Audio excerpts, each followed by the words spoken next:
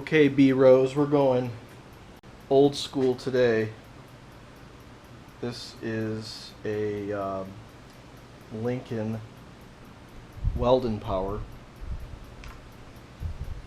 genset welder. I believe, if memory serves, this thing is from 1977 or 78. I'd have to look at the serial number to be sure. I have two of these, actually. This one was purchased a while back.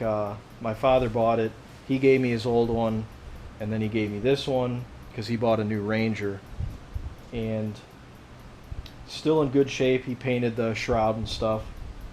It's a 10-horse cast iron Kohler. Very, very industrial, very beefy. Realistically, and in all honesty, this thing is probably way underrated. Excuse me. If I had to guess, it's probably putting out more in the range of 14 horse. So I'll try to get a little walk around. Rope start. Not the easiest thing in the world to start, but we'll try to get it going and do a little demo here. And I'm trying to think. Throttle. I forget if that's kill switch. Let's see. Yeah. Let's see. Pull out to stop. Yeah, so that kills it. Pretty big carb. You know, basically runs wide open depending on what you're welding. I believe that this thing has a pretty high duty cycle depending on what you're, welding at. I'd have to look, to be honest. Let me see. I'm pretty certain that it'll run pretty much continuous at 150 amps. And it's a beast. I mean, 150 amps will do a lot of pretty, serious welding. More than the average person is going to weld, honestly. And yeah, I mean, they just don't build them like this anymore. So we're going to try to get it going here. It's dead cold, as you can see. If you were to put your hand on this after like 1 second of operation, it would melt your hand off. And there is fuel in it. Smells a little funky, but not terrible. And it does have the shut-off. I like to kill the fuel and let it run out. I do treat my fuel. I think I mentioned that in other videos. But it's still a good idea to run it dry if you can. So we'll set up the tripod here and see if we can get this thing cranked over. It smells a little on the funky side. So it's about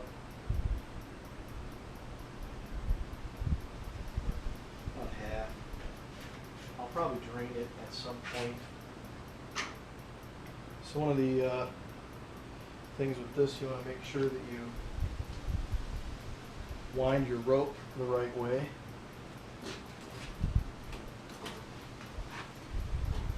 And let's see here. I think it's got, pretty sure it's got a fuel pump here. This little lever here primes fuel.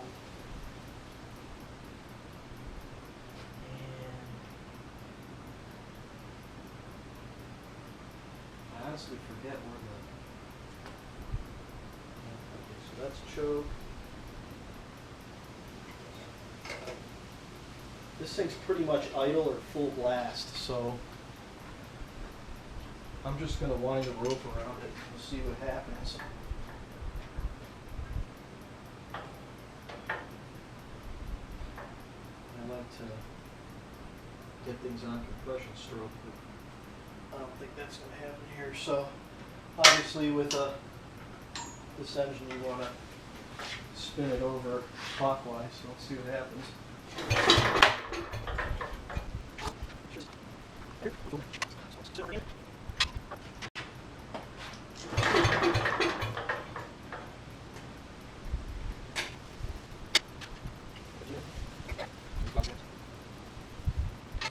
time I started this thing.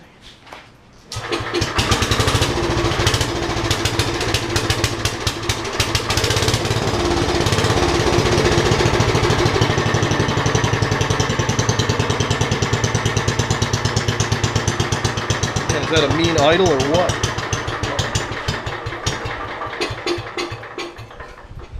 Well, maybe the idle's a little too low. We'll give her a little bit more choky. Man, imagine having to start your car this way.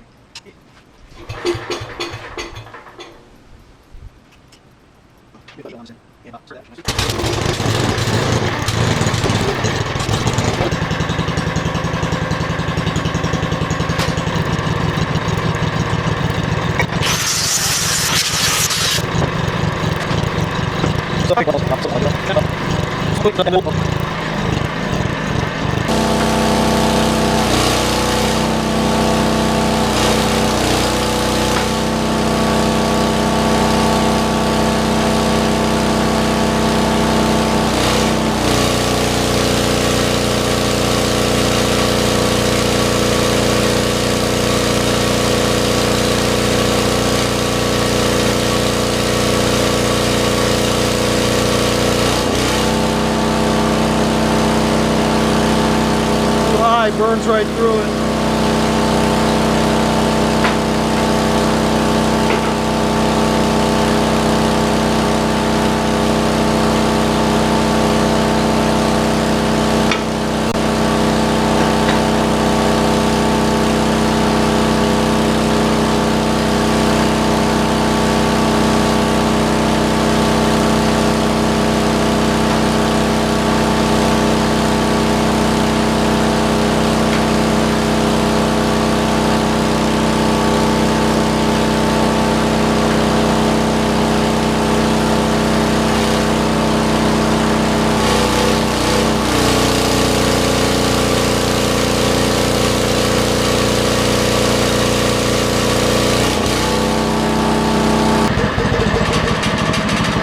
Does pretty well at 120.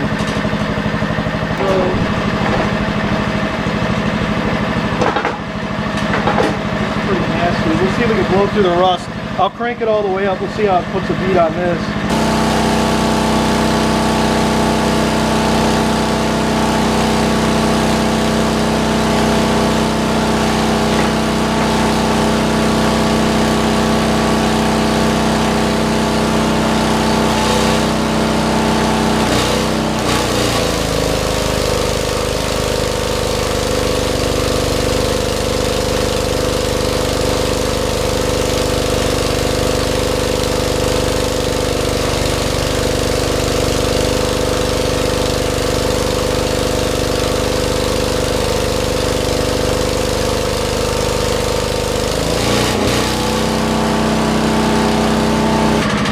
You weren't watching that, were you? This will make you go blind. Well, it's fun when your kids come in to watch you welding.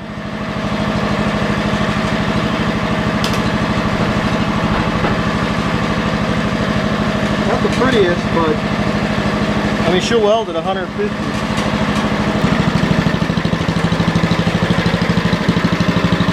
Oh, so she runs good.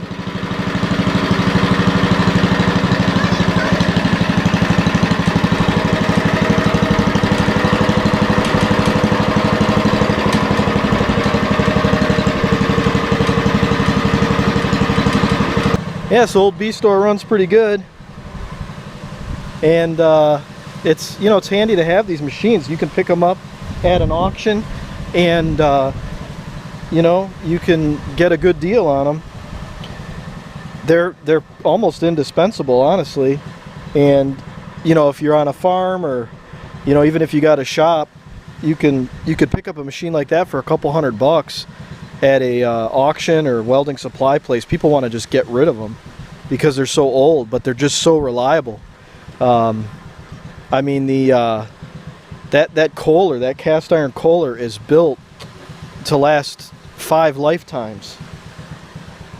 So yeah, I hope you guys enjoyed the video.